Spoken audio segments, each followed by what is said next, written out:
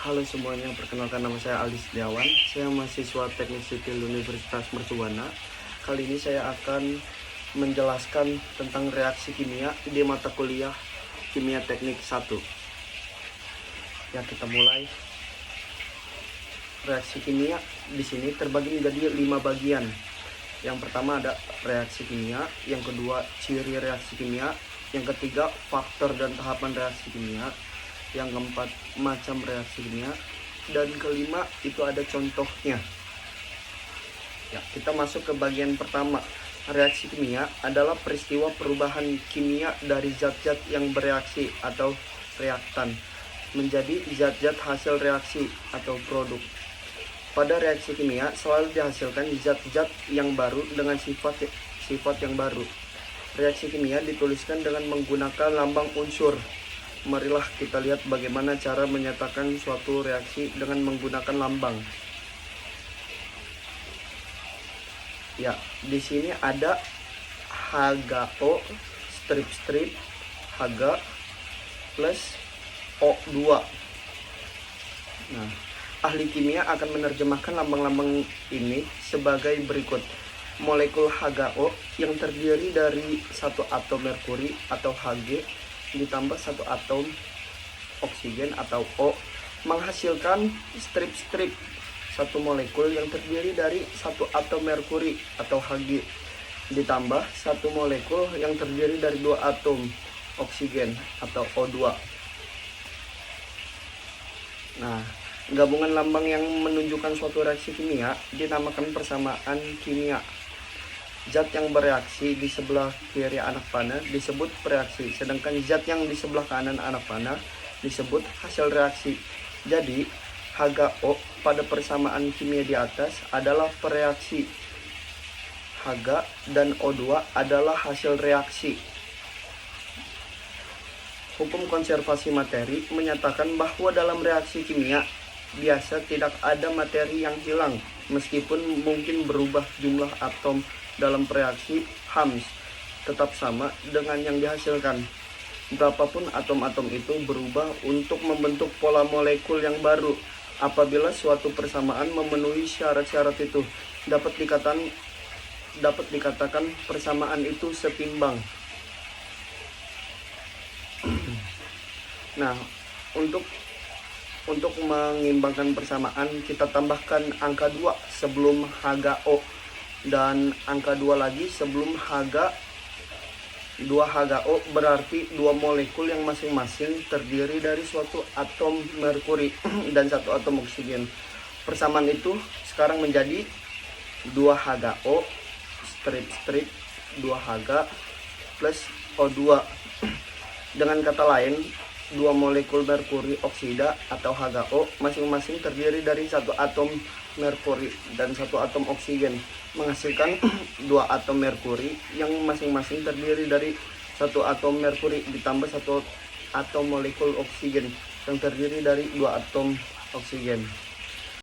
Ya, kita masuk ke halaman berikutnya. Persamaan ini sekarang telah setimbang. Di sebelah kiri ada dua atom merkuri dan ada dua atom oksigen. Demikian juga hasil di sebelah kanan. Perhatikan bahwa dalam hasil reaksi ditulis 2 Hg, bukan Hg2.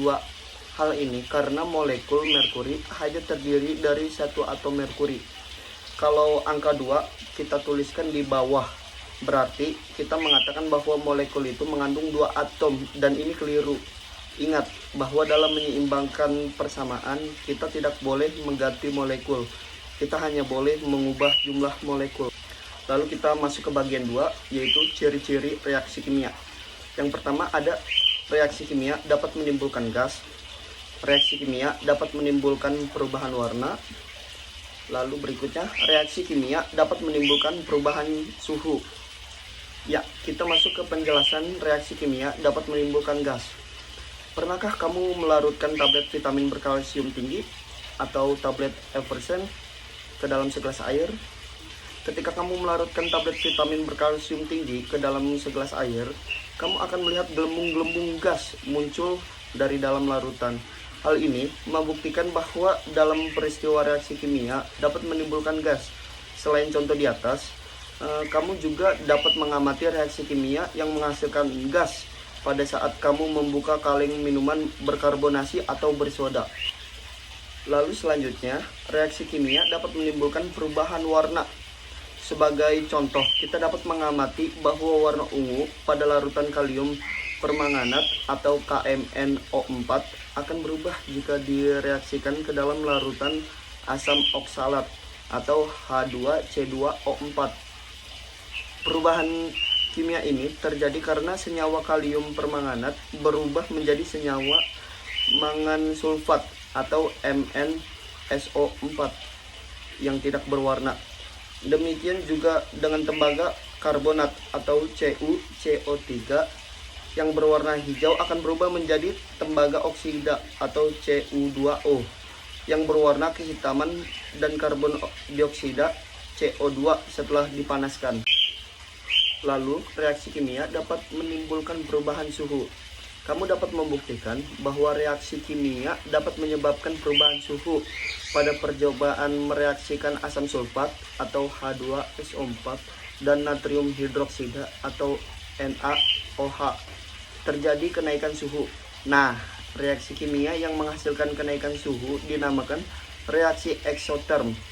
Reaksi eksoterm dapat kamu temukan pada pembakaran kertas dan pembakaran bensin pada kendaraan bermotor. Pada percobaan kedua, saat kamu mereaksikan campuran barium hidroksida atau BaOH2 dan amonium klorida NH4Cl, larutan tersebut akan menyerap panas di sekitarnya sehingga terjadi penurunan suhu. Reaksi kimia yang menyerap panas di sekitarnya dinamakan reaksi endoterm. Contoh reaksi endoterm dalam kehidupan sehari-hari adalah fotosintesis dan memasak makanan. Lalu kita masuk ke bagian ketiga, tahapan dan faktor memengaruhi reaksi kimia. Yang pertama ada pengaruh ukuran zat terhadap laju reaksi. Lalu yang kedua ada pengaruh suhu terhadap laju reaksi. Dan yang ketiga ada katalis. Ya, lalu kita masuk ke penjelasan pengaruh ukuran zat terhadap laju reaksi. Menurutmu, manakah yang akan lebih cepat larut? 1 bongkah garam atau 1 sendok garam halus? Ketika kamu melarutkan 1 bongkah garam dan 1 sendok garam halus masing-masing ke dalam segelas air, maka garam halus akan lebih cepat larut dibandingkan garam bongkahan. Hal ini dikarenakan ukuran butiran garam halus lebih kecil dari ukuran bongkahan garam. Lalu berikutnya ada pengaruh suhu terhadap laju reaksi. Pemberian kalor atau pemanasan pada suatu reaksi kimia memengaruhi laju reaksi. Pada reaksi eksoterm, bila suhu tinggi reaksi menjadi lambat. Sedangkan reaksi endoterm, bila suhu tinggi reaksi menjadi cepat. Dalam reaksi endoterm, pada suhu tinggi, partikel-partikel zat bergerak lebih cepat daripada suhu rendah. Hal inilah yang menyebabkan reaksi kimia berjalan lebih cepat. Reaksi kimia terjadi ketika molekul-molekul dan atom-atom bertumbukan. Menaikkan suhu berarti menaikkan energi kinetik partikel, sehingga partikel tersebut bergerak lebih cepat, lebih sering bertumbukan. Inilah sebabnya mengapa laju reaksi pada reaksi endoterm lebih cepat pada suhu yang tinggi. Lalu berikutnya katalis. Beberapa reaksi berlangsung secara lambat meskipun suhu tinggi dan kontak antara zat yang bereaksi intensif. Dalam kasus seperti ini, zat lain yang tidak terlibat dalam reaksi dapat mempercepat perubahan kimia. Zat lain ini disebut katalis. Katalis umumnya zat padat tetapi juga berupa zat cair atau gas. Katalis mengubah laju reaksi tetapi tidak memengaruhi hasil reaksi. Hal ini dapat dituliskan A tambah B tambah Z tanda ini AB tambah Z. Jika zat A direaksikan dengan zat B dengan katalis Z, maka pada akhir reaksi diperoleh produk reaksi AB dan katalis Z. Berbagai katalis dipergunakan untuk mengubah laju berbagai macam reaksi. Sel-sel hidup mempunyai katalis reaksi yang disebut enzim yang memungkinkan terjadinya reaksi kimia di dalam sel. Ya, kita masuk ke bagian keempat, macam-macam reaksi kimia. Yang pertama ada reaksi penggabungan, yang kedua ada reaksi penguraian, yang ketiga ada reaksi pergantian atau reaksi pertukaran tunggal, yang keempat ada reaksi metatesis atau reaksi pertukaran ganda. Kita masuk ke penjelasan yang pertama. Reaksi penggabungan adalah reaksi di mana dua buah zat bergabung membentuk zat ketiga. Kasus paling sederhana adalah bila dua unsur bereaksi membentuk senyawa, misalnya logam natrium bereaksi dengan gas klor membentuk natrium klorida. Lalu yang kedua, reaksi penguraian adalah reaksi bila senyawa tunggal bereaksi membentuk dua atau lebih zat. Biasanya reaksi ini membutuhkan kenaikan suhu agar senyawa yang dapat terurai dengan menaikkan suhu, misalnya KClO3. Senyawa ini bila dipanaskan akan terurai menjadi KCl dan gas oksigen. 3. Reaksi pergantian atau disebut juga reaksi pertukaran tunggal adalah reaksi di mana suatu unsur bereaksi dengan senyawa menggantikan unsur yang terdapat dalam senyawa itu.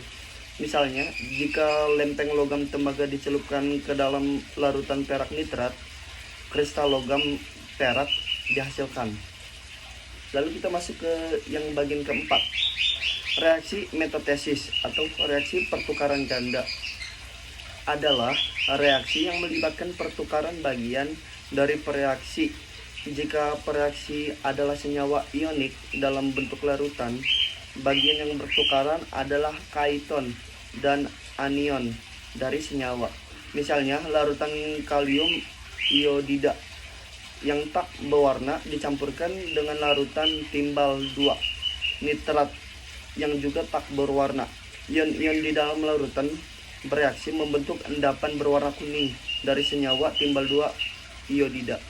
Ya, kita masuk ke bagian yang kelima, yaitu contoh reaksi kimia. Ini adalah contoh fotosintesis. Fotosintesis adalah proses yang digunakan oleh tanaman dan organisme lain untuk mengubah energi cahaya, biasanya dari matahari, menjadi energi kimia yang dapat kemudian dibebaskan untuk bahan bakar aktivitas organisme. Energi kimia ini disimpan dalam molekul karbohidrat seperti gula yang disintesis dan karbon dioksida dan air. Dalam kebanyakan kasus, oksigen juga dihasilkan sebagai produk limbahnya. Secara singkat, tanaman menggunakan reaksi kimia yang disebut fotosintesis untuk mengubah karbon dioksida dan air menjadi makanan atau glukosa dan oksigen. Ini adalah salah satu reaksi kimia sehari-hari yang paling umum dan juga salah satu yang paling penting, karena ini adalah bagaimana tanaman memproduksi makanan untuk diri mereka sendiri dan hewan dan mengubah karbon dioksida menjadi oksigen. Oke, baik. Sekiranya penjelasan saya cukup sampai di sini. Sekiranya ada pertanyaan-pertanyaan bisa kalian komen di bawah ya. Dan mohon maaf bila ada kesalahan kata. Saya mengucapkan terima kasih. Assalamualaikum warahmatullahi wabarakatuh.